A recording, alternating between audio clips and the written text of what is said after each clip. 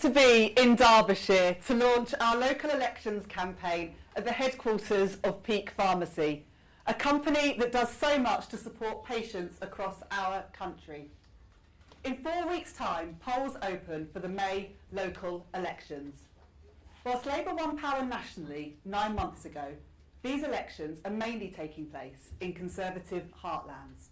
Of the 23 councils where voters will go to the polls, 19 are run by the Conservatives. And just look at their record. High streets failing, streets blighted by antisocial behaviour, and council tax on average £300 higher per household than Labour-run councils. And look at Derbyshire, Lancashire and Northumberland, the 3 councils across England with the most potholes. They all have one thing in common. They are all Conservative-run. These communities have been let down. But is it any surprise when you consider what the Conservatives did to our country nationally?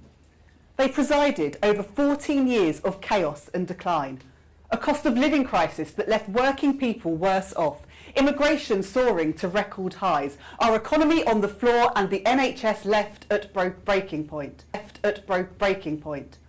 On their watch, life became less secure. Instead of accepting this, the British public voted last July to change the country, and the Labour Party answered their call. Since then, we have begun work to secure our future. NHS waiting lists down, the national minimum wage up, breakfast clubs being rolled out. And on the 1st of May, the public has a chance to vote for change in their community, to elect Labour representatives who will work with our Labour government to help deliver change and security, raising living standards, getting police back on the streets, getting on with fixing the scourge of potholes. Because at the end of the day, that's the difference between Labour and the Conservatives. We strive to serve our communities whilst they seek to be served. We put the interests of working people first, whilst they put themselves first. We take on the responsibility of government and make the tough decisions, whilst they brush things under the carpet and resist change. We know that people are still struggling. We know there is still so much more to do, but our plan for change is starting to show results. So our message is clear. If you want to bring change to Britain, then vote Labour. And if you're one of our brilliant activists, then please come out and help us deliver this message.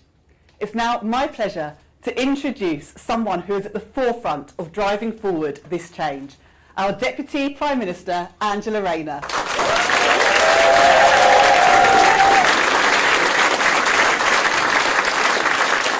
Thank you.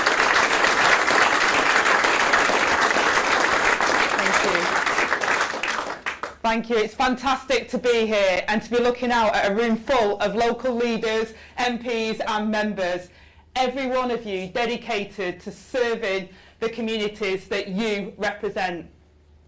9 months ago, the Conservatives were given the marching orders by the British public, who saw right through them, saw their legacy for what it is: shattered council finances, potholed streets, public services brought to their knees and communities left behind. Well, I say no more. Last July, Britain voted for change, and it was a turning point for our country. It was an opportunity to make sure that communities right across the UK felt the benefit of a transformative Labour team in office and unlock our country's full potential. And that's what our Labour government has been doing through our plan for change nationally. And today is why I'm so pleased to be here in Bolsover as we launch our campaign to bring change to Britain through local government and our mayors. As I met people in towns and cities across the country, the yearning for change has been clear for all too long. So much important work has begun. We know cleaning up the Tories' mess will take time, and it'll be hard graft. We need the determination to deliver it, and it has to be fought for. That is why we need great Labour mayors, leaders and councillors delivering the change across our great towns, cities and counties, so that we can transform the lives of people at a local level. And we all know what a difference Labour empowering the town halls and civic centres can make. From putting buses back into public control, to turbocharging house building and delivering growth that transforms the lives of people and communities the length and breadth of Great Britain. That is what Labour offers on May the 1st. And I know our great Labour team will be working hard across the country, from Lancashire in the north of England to councils across the south, to deliver that. Our fantastic mayoral candidates will be at the heart of this. Margaret Pinder in Hull and East Yorkshire, Anna Smith for Cambridgeshire and Peterborough, Jason Stockwood for Greater Lincolnshire, Helen Godwin for the west of England, and Ross Jones, who has worked so hard for Doncaster for the last 12 years.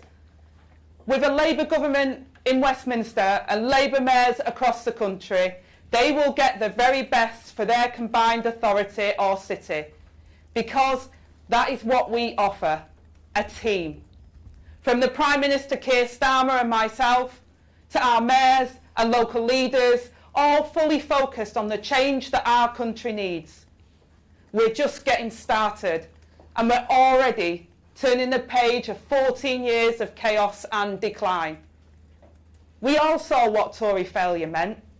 The toll on our roads, on our high streets, on social care, and the betrayal of levelling up. Labour is turning the page, with £5 billion of new funding for local services, a record £1.6 billion to fix our local roads, and new powers for our brilliant local leaders to drive the change.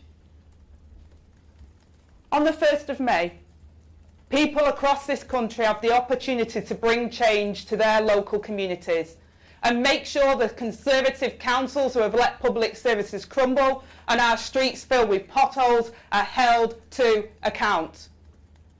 By electing Labour councillors and Labour mayors, we can work together to make sure that our plan for change is delivered right across the country with local people at its heart. That's why we must bring change to our local areas.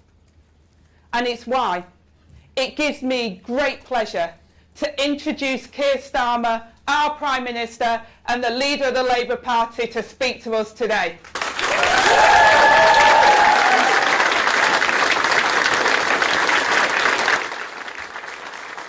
Thank you. Thank you very much. Thank you, Angela. What a brilliant Deputy Prime Minister she's proving to be. Thank you, Ellie, for leading this campaign. And thank you to all of you for such a warm welcome. It's brilliant to see you all in this room today. And fantastic, as others have said, to be here in Derbyshire. What a beautiful place and what a beautiful day it is. And it hardly seems possible, but if you can believe it, this weekend, this coming weekend, is 9 months since the general election. 9 months since the entire nation voted overwhelmingly for change. Since I stood on the steps of Downing Street, I think the day after the election, and promised that this Labour government would be on the side of working people. And mark my words, with our plan for change, we are turning things around and getting our country back on track. But look, I know people are still struggling with the cost of living. You know that. You see it every day.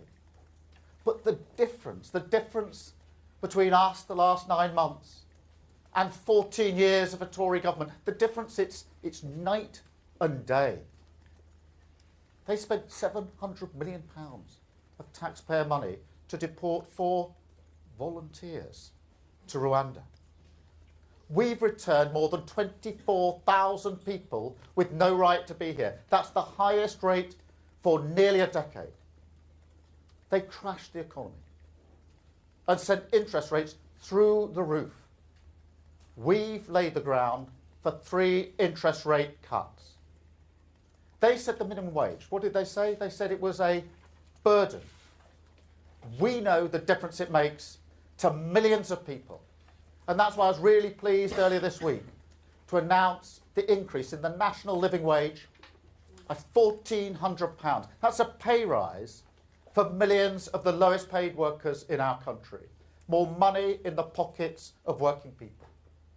They let the NHS waiting lists hit record highs, and they stood back while strikes crippled our health service. We've cut waiting lists by 200,000.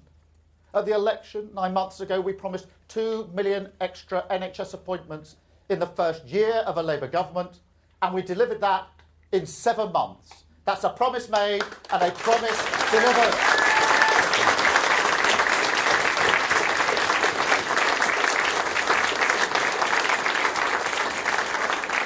And because this government got around the table, because we ended the strikes within 4 weeks, because we put doctors back on the front line, not the picket line, we saved 500,000 NHS appointments.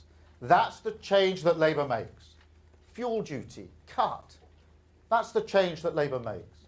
Wages rising faster than prices. That's the change that Labour makes. Ending fire and rehire. Scrapping unfair 0 hours contracts. Strengthening maternity rights. Making work pay. The biggest levelling up of workers' rights in a generation. That's the change that Labour makes.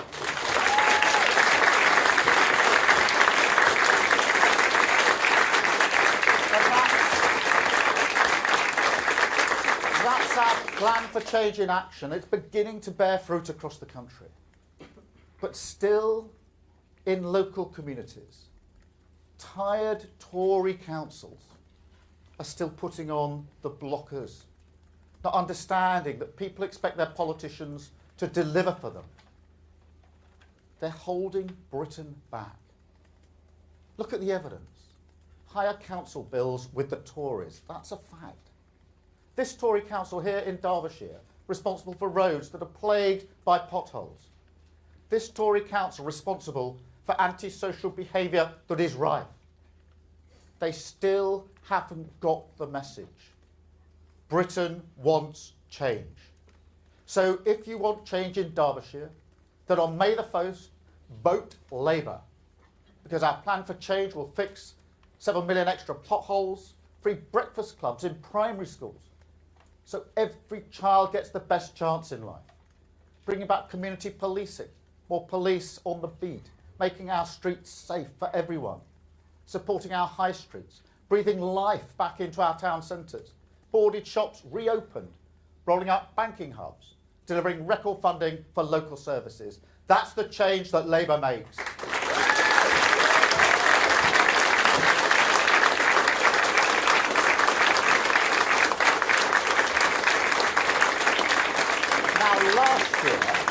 Last year, the general election was that opportunity to vote for change the country. This year, the local elections are the chance to vote for change in your community, vote for change in your neighbourhood, vote for change in your high street, vote for a Labour council that will work hand in hand with a Labour government on our plan for change. Not for parties that continue to put themselves before the country. And I'm not just talking about the Tories. I'm talking about reform as well. They say they want to run the country. They can't even run themselves. You can literally fit their MPs now in the back of a cab. But they still don't know where they're going. They talk the language of workers' rights. They talk it all right. Online, sometimes on the doorstep. But what do? They voted against banning hire and rehire. They voted against scrapping exploitative 0 hour contracts. They voted against sick leave and maternity pay. That's what they do. And what about the NHS? They want to charge people for using our NHS. They claim to be the party of patriotism. I'll tell you this. There's nothing patriotic about fawning over Putin. No, they will not deliver the change for working people they need. They'll not deliver change for Britain.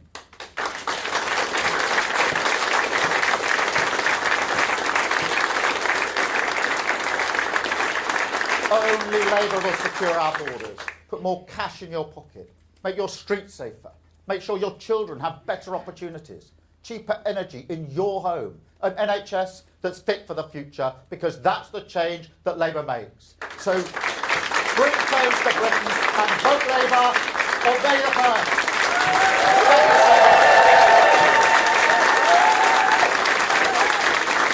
Thank you so much.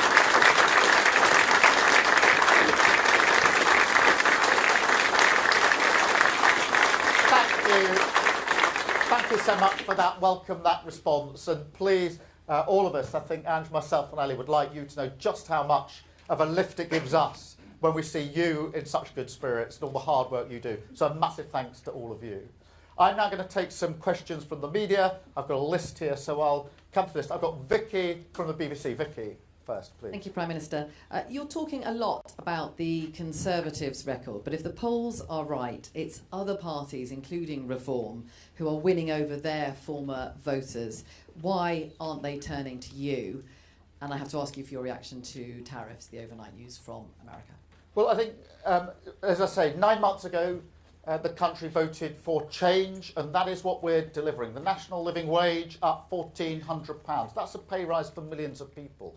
Waiting lists that are coming down, potholes that are being filled, wages going up faster than prices, and interest rates coming down. We are beginning to turn the page on this, but we also need to call out Reform, because they talk about workers' rights, they talk about protecting people at work. But what do they do in Parliament? They vote against legislation that would improve the protection that people have at work. They talk about the NHS, but what would they do with the NHS? They want to charge for it. We believe in an NHS that's free at the point of need. It's a fundamental principle.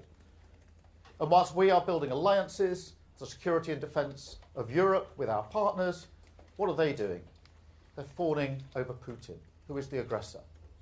They're fawning over Putin. And that's the difference between us. And that's why it's so important that if anybody wants the change that we're bringing to the country in their community, to vote Labour on May the 1st.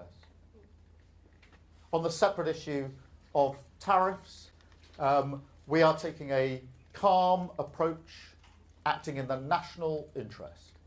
And the national interest is to continue our negotiations for a deal with the US, which we made big progress on, and to ensure that we work with the sectors and the industries most impacted. And that's why, amongst other things, I had a round table for some of those businesses this morning. But we must act in the national interest. A trade war is in nobody's interest, in my view. But of course, we have to protect ourselves, and that's why we're keeping all options on the table. Thank you very much, Vicky. I've got Harry from ITV. Harry. Thank you, Prime Minister. On tariffs, you are dealing with someone in Donald Trump who is clearly extremely unpredictable, and you've talked about how you're trying to continue negotiations to get a trade deal. It's not obvious at this stage that your strategy is working. Are you worried that you're being played here? No. Look, we've got a long, deep and close relationship with the United States that we've had for decades. On defence, on security and on intelligence sharing. We work more closely as two countries than any other two countries in the world. And therefore it's important we preserve that special close relationship. The same when it comes to the economy and trade. There's a huge amount of trade between us. And I think that nobody wants a trade war. I need to act in the national interest.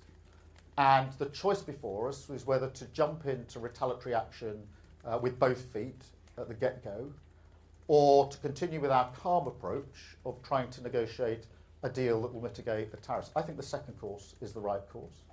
I'm fortified in that because all the businesses that I'm talking to intensely, particularly those from the most impacted areas, they agree that that's what they think we should do. So I think that confirms that our approach is the right approach. I accept that we need to go further. I accept that we need to preserve our options, which is why all options are on the table. But I think for the immediate task, that is to secure that deal to mitigate the tariffs if we can, and that's what the sectors want us to do. And so I'm continuing to do that. I think jumping straight into a trade war, I know others are saying, why don't you go straight into a trade war from day one, from the get-go? I don't think that'll be in our national interests. But I do think we do have to preserve our rights, which is why we are keeping all options on the table. Thank you, Harry. Beth from Sky. Thank you, Prime Minister. Donald Trump said his tariff announcement will go down as one of the most important days in American history as he unleashed the biggest change in global trade in a century. You know that this is a massive and profound moment. You've also said that there will be an economic impact, but you know how big this is. So can you please explain in concrete terms for working people looking at all of this overnight, what does it mean for them? What does it mean in terms of jobs? What does it mean in terms of their bills at the supermarket, in terms of public services, in terms of taxes? And just quickly, you keep saying all options are on the table. Back in the House of Commons, your business secretary has just announced a formal consultation with business on retaliatory tariffs. How long are you going to give it until you actually do retaliate? Thank you. Thank you, Beth. There's a lot bound up in that question, but it's a big discussion and it's a big set of issues, so I accept that. Look, in relation to what I say to working people and to businesses, I say we are acting in your absolute best interest, and that's what I mean by the national interest. A trade war is bad for working people and bad for our businesses, and I don't think we should jump straight into a trade war. I think it is better if we're able to negotiate a better outcome, and that's what we are attempting to do. I do think, just to go back to the beginning of your question, there's a really important moment here that we need to understand, because over the last few months we've been talking about a new era when it comes to defence and security, particularly collective defence and security, and recognising that we are in a changing world, going into a new era, and therefore we have to act and lead differently. We're at a similar point for trade and the economy. This is not just a short-term tactical exercise. It is the beginning of a new era. And we need to understand that, just as we've understood it for defence and security. We have to understand the changing world when it comes to trade and the economy. And I'm very concerned that we get this argument out there, because it means that we have to adapt in ways which go beyond the mere question of tariffs. And that's why I've instructed my team to go further and faster on what we need to do to put more resilience and more strength into our economy. And again, I say that to working people and businesses.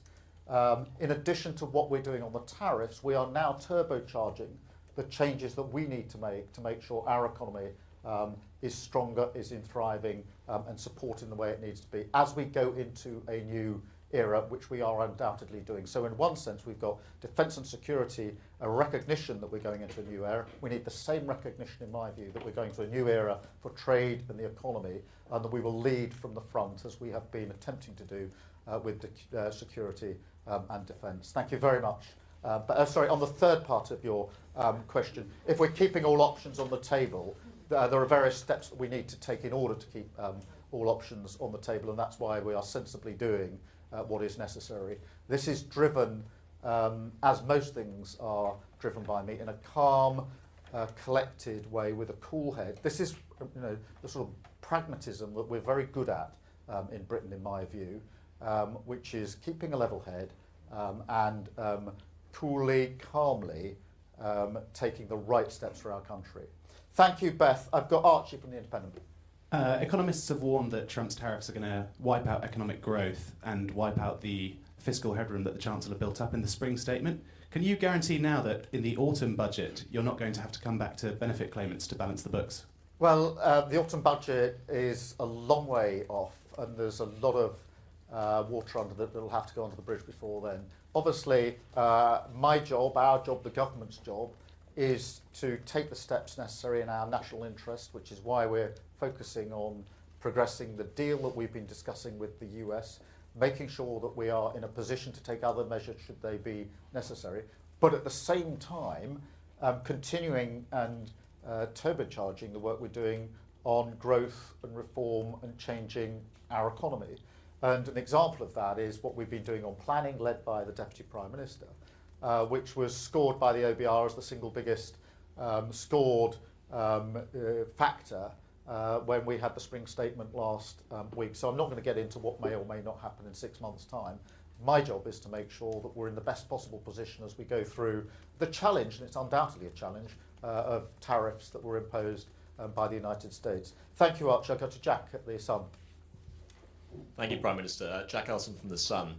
Last night, the European Union did, in your words, jump 2 feet in and threaten retaliatory tariffs on America. Would you urge them and other countries to follow your approach, being less combative, to avoid stoking a global trade war? And just finally, do you secretly think that Brexit has helped us avoid more punitive tariffs, which have been foisted on our European neighbours? Well, in my experience, it's not wise to go around telling other countries what they should or shouldn't do. Everybody needs to act in their own best interest, and no doubt they will do so. My job is to lead the United Kingdom through this, focused on our best interest. The situation, I mean, we have our own trading relationship with the US. It is actually a fair and balanced relationship if you look at the numbers. And of course, we've got decades worth of a special relationship with the United States. And I think it's by focusing on those features that we can take the necessary steps to secure our economy through hopefully a deal with options on the table if that's not possible, but also by doing the hard yards of turbocharging our economy, working with businesses. These discussions are quite intense with the sectors most impacted as to what we need to bring forward, how quickly we can make changes, because we also need to recognise that this is not a question of tariffs, which is this week's issue, and by next week or next month will be a different issue. This is where we need to recognise we're living in a changing world, which we undoubtedly are, and we intend to rise to that challenge, but also ensure that we are best equipped as a country to ensure that our economy is strong, thriving and in the right place. Thank you, Jack, and I've got Sophie from the Mirror. Hi, Sophie Huskisson from the Daily Mirror. So you've said you're not ruling out anything in response to Trump's tariffs, but can you confirm to bereaved families of online safety and the British public whether this includes offering concessions on online safety laws and tax cuts for tech billionaires? Well, we will act in the national interests, but when it comes to online safety, I've recently, even in the last few days, made it clear how important I think online safety is. We had a roundtable with the writer and co-producer of Adolescence on Monday. I think it was a very powerful session, which reinforced yet again the risks and threats of social media, particularly in that case with young boys, young children, young people. And so, you know, there are issues of the Online Safety Act that are coming into force pretty quickly. They're very important. And we need to look at whether there's other measures that we need to take in relation to online safety. But we'll act, of course we have to act in the national interest, but it's also in the national interest to make sure our young people are safe when they're online. And I think one of the reasons Adolescence was so compelling is because I think any parent or anyone with a relationship with a child, particularly a teenage child, would have felt very strongly that it exposed quite profoundly the risks and challenges, and I don't think we can shrug our shoulders and walk past that, and we won't. Thank you all very much indeed. Thank you again for being here. Thank you for your warm welcome.